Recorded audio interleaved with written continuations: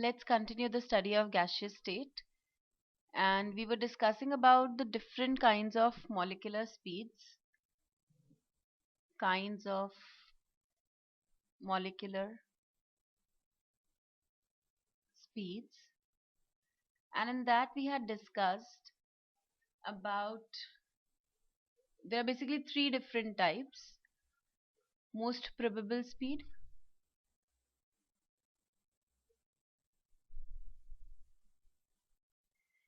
thereafter we have average speed, and the last one is root mean square speed. Root mean square speed. I'd already told you about these two, most probable speed and average speed. Let's now discuss about root mean square speed.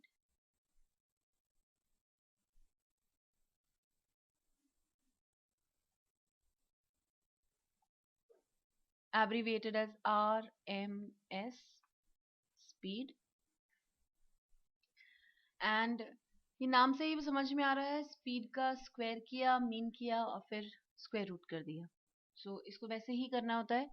जो particles की, molecules की जो speed है उसको हमें square करना है, उन सबका मीन निकालना है, फिर उसको स्क्वायर रूट कर देना है. जो भी स्पीड आएगी that will be denoted as the root mean square speed of molecules of gas.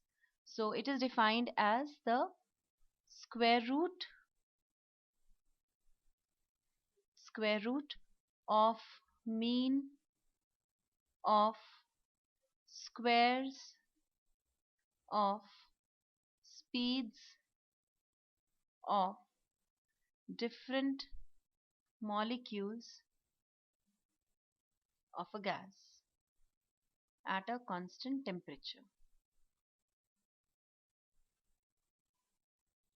Right?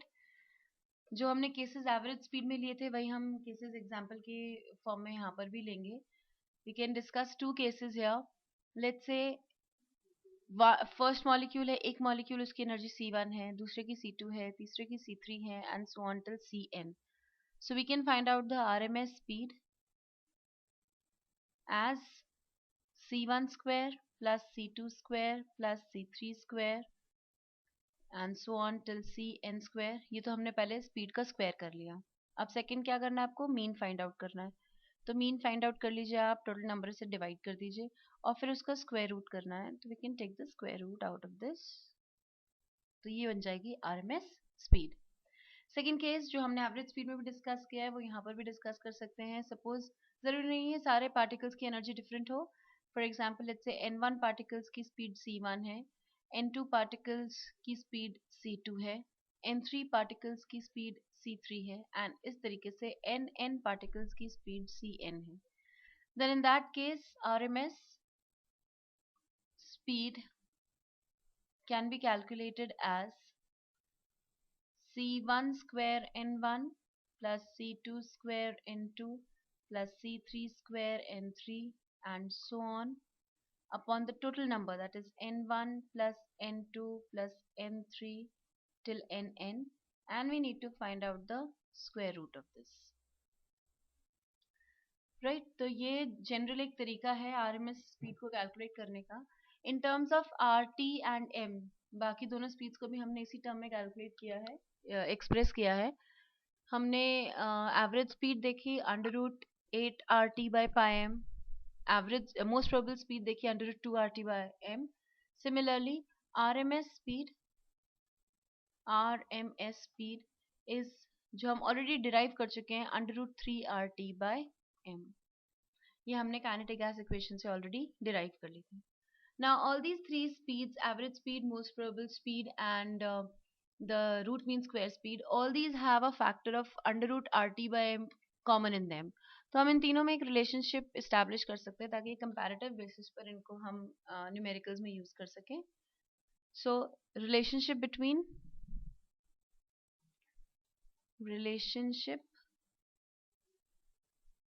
between most probable speed, average speed and root mean square speed. Most probable speed लिखें तो under root 2 RT by M, Average speed is under root 8 RT by pi m, and root mean square speed is under root 3 RT by m. We can cancel out under root RT by m. यहाँ से आ जाएगा under root 2 is to under root 8 by pi is to under root 3, and simplify करें 1 is to 1.128 is to 1.224. So this is the relationship between the three speeds of molecules of gas. अब अभी तक हम ये discuss कर रहे थे कि आइडियल गैस इक्वेशन क्या है, ठीक है, और आइडियल गैस इक्वेशन को हमने डिराइव भी किया, हमने उसको Boyle's law, Charles law, Avogadro law, जितने भी लॉज हैं उन सबसे डिराइव किया है. बट प्रैक्टिकली अगर देखा जाए, डिराइव तो हमने कर लिया, बट प्रैक्टिकली देखा जाए तो गैसेस आइडियल गैस इक्वेशन को हमेशा फॉलो नहीं करती, राइट. एक्चुअली हम दो टाइप के गैसेस को डिस्क्राइब करते हैं. एक गैसेस ऐसी हैं जिनको हम आइडियल गैसेस बोलते हैं, which follow ideal gas equation under all conditions, और दूसरी जो उसको हर कंडीशन में फॉलो नहीं करती, जिनको हम रियल गैसेस बोलते हैं. एक्चुअली अगर प्रैक्टिकली देखा जाए तो कोई भी practically there is no ideal gas. कोई भी गैस कभी भी आइडियल गैस नहीं होती है, क्योंकि किसी ना किसी टेम्परेचर प्रेशर की कंडीशन में it 100% deviates from the ideal behavior. So all the gases practically which we are experiencing, we are working with, all those gases are always real gases. तो हमने gases को basically दो parts में divide कर दिया. हमने two types की gases define करना शुरू किया. हमारे पास gases आ गई ideal gases और दूसरी आ गई real gases. Ideal gas उसको बोलेंगे any gas that follows ideal gas equation under all conditions. Under all conditions का मतलब कुछ भी टेम्परेचर हो, कुछ भी प्रेशर हो, irrespective of temperature and pressure, they will follow ideal gas equation, that is PV equal to nRT. Pressure directly proportional होगा temperature के, वॉल्यूम डायरेक्टली प्रोपोर्शनल होगा टेम्परेचर के, प्रेशर वॉल्यूम इनवर्सली प्रोपोर्शनल होगा, ये सब होगा, राइट. लेकिन रियल गैसेस कौन बोली जाती हैं? रियल गैसेस वो होती हैं जो किसी ना किसी टेम्परेचर प्रेशर पर फॉलो करती हैं और किसी किसी टेम्परेचर प्रेशर पर फॉलो नहीं करती, वो डेविएट हो जाती हैं आइडियल बिहेवियर से. और इनफैक्ट जितनी भी गैसेस हैं practical gases, right, practically all gases are real. There is no ideal gas. सिर्फ वो थियोरिटिकल थ्योरी में आइडियल गैस एग्जिस्ट करती है, ऐसे एग्जिस्ट नहीं करती. तो अब हम इसी चीज से ये टॉपिक पढ़ने वाले हैं, that is deviation from ideal gas behaviour. Deviation from ideal gas behaviour, right? This is the next topic, deviation from ideal gas behavior. The gases, as I've told you, the gases that follow ideal gas equation, and hence all the laws at all conditions of temperature and pressure are known as ideal or perfect gases. But practically कोई भी gas ideal gas नहीं होती, और सारी कैसी होती हैं? They are all real gases. Real gases हैं क्या? जो डेविएट करती हैं आइडियल बिहेवियर से, जो कभी कभी आइडियल गैस इक्वेशन को फॉलो नहीं करती. अब ये जो डेविएशंस हैं इनको हम केटीजी के बेसिस पर, यानी काइनेटिक थ्योरी ऑफ गैसेस के बेसिस पर एक्सप्लेन कर सकते हैं. If you remember kinetic theory of gases के जो पॉस्टुलेट्स हैं उसमें से let's consider first and second postulate.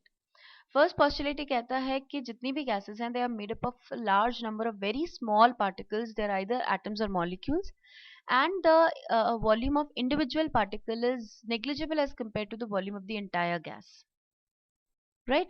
दूसरा postulate कहता है कि particles के बीच में effective force of attraction या फिर force of repulsion बहुत negligible है, right? So these two postulates, इन दो postulates के basis पर हम gases का जो deviation है उसको explain कर सकते हैं from the ideal gas behavior.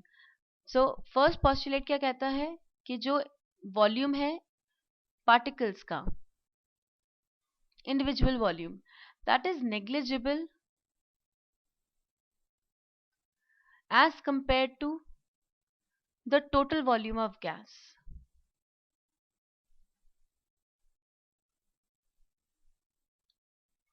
Right. अगर हम इस पॉस्टुलेट को कंसिडर करें तो इस पॉस्टुलेट में बेसिकली ये जो पॉस्टुलेट है, this is followed only when the temperature is high and pressure is low. ये जो पॉस्टुलेट है ये सिर्फ इसी कंडीशन में फॉलो हो रहा है, temperature is high and pressure is low, right. अगर हम इसको रिवर्स करते हैं, अगर हम टेम्परेचर को लो करते जाएं और प्रेशर को इंक्रीज करते जाएं तो क्या होगा, गैस का जो वॉल्यूम है वो कम होने लग जाएगा। सपोज आपने गैस एक सिलेंडर में आपने गैस ले ली which has a piston fitted with it, ठीक है, पिस्टन है, आप उसको नीचे करते जा रहे हो, मतलब प्रेशर इंक्रीज करते जा रहे हो और आप टेम्परेचर डिक्रीज कर रहे हो, यानी काइनेटिक एनर्जी जो है पार्टिकल्स की वो भी डिक्रीज कर रहे हो, तो पार्टिकल्स पास आना शुरू हो जाएंगे। आपने पिस्टन नीचे किया, पहले पार्टिकल्स दूर थे, अब वो पार्टिकल्स क्या होंगे, पास आना शुरू हो जाएंगे, राइट। तब इस केस में वी कैन नॉट से कि इंडिविजुअल जो वॉल्यूम है वो नेग्लिजिबल है वॉल्यूम ऑफ गैस के कंपैरिजन में, यहाँ पर उन पार्टिकल्स का वॉल्यूम भी क्या होगा, सिग्निफिकेंट माना जाएगा, right. So this point, this postulate is valid only at low pressure and high temperature, otherwise इसको रिवर्स कर देंगे कंडीशन को तो ये पोस्टुलेट फॉलो नहीं होगा। ऐसे ही सेकंड पोस्टुलेट क्या कहता है केटीजी का, द सेकंड पोस्टुलेट सेज कि there is no effective force of